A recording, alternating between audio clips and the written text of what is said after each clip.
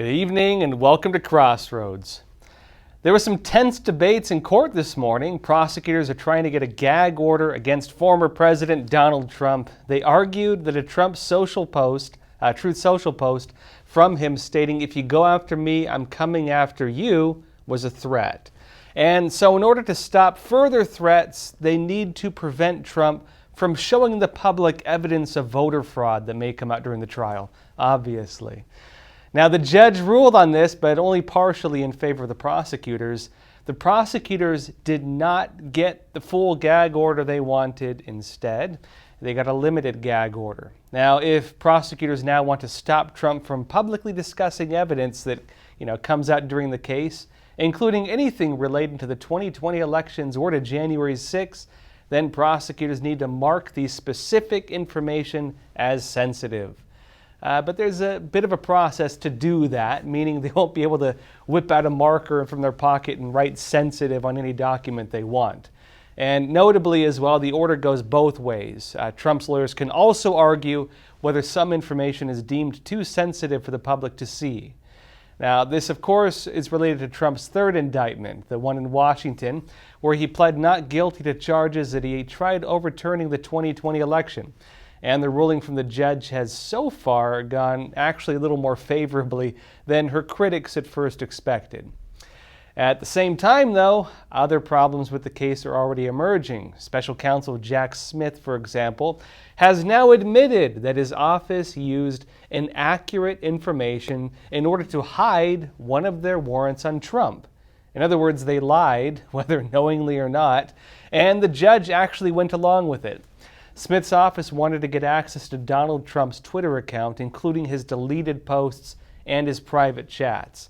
And in order to keep his request hidden, Smith argued that Trump was a flight risk.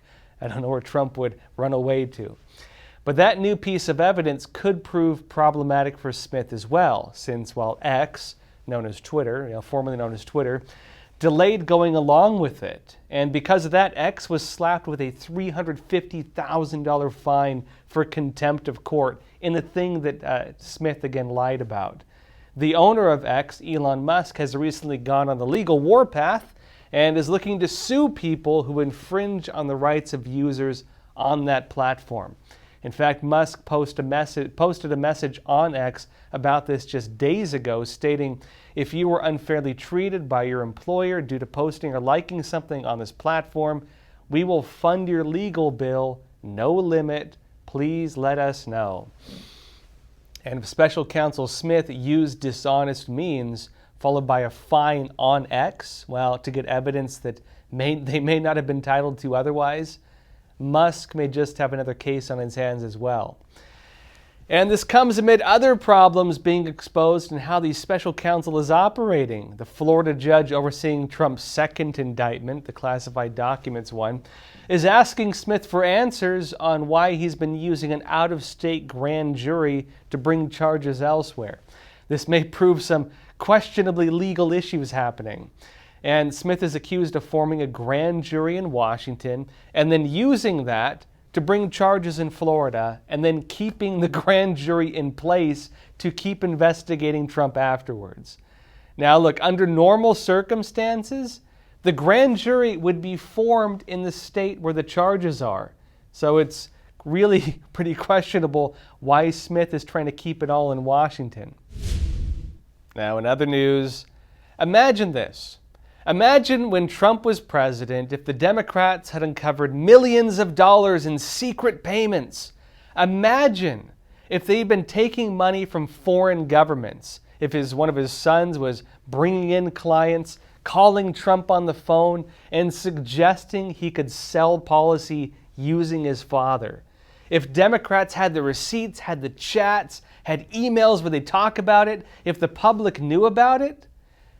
Imagine what would happen, and then imagine if the Department of Justice stepped in and then decided to appoint a special counsel to investigate, and then they chose someone like Mike Lindell, the pillow guy, to lead the investigation, someone who really seems to like Trump. How do you think that would go? Well, that's basically what just happened with Hunter Biden. Evidence, including chats and emails and other records, are now made public, which show the Biden family was bringing in millions of dollars in foreign deals. Some records related to Hunter Biden show he called in his father, Joe Biden, while making some of those deals. And there was a real concern that Biden's role in government was a bargaining chip. And Republicans want criminal investigations. What happens? Attorney General Merrick Garland launched that investigation today, and of all people, he appointed David Weiss. That's the same David Weiss, by the way, who gave Hunter the sweetheart plea deal that even shocked the judge in the tax evasion and illegal firearm case. That was the plea deal that would have given Hunter, let him off with basically a slap on the wrist, and then given him protection from future prosecutions. It's that David Weiss. Now look, here's AG Garland making the announcement. I'm here today to announce the appointment of David Weiss as a special counsel, consistent with the Department of Justice regulations governing such matters. Now look, you'd normally think Republicans would be happy about seeing a special counsel appointed to investigate the Biden family, but Republicans appear notably very unhappy about the decision.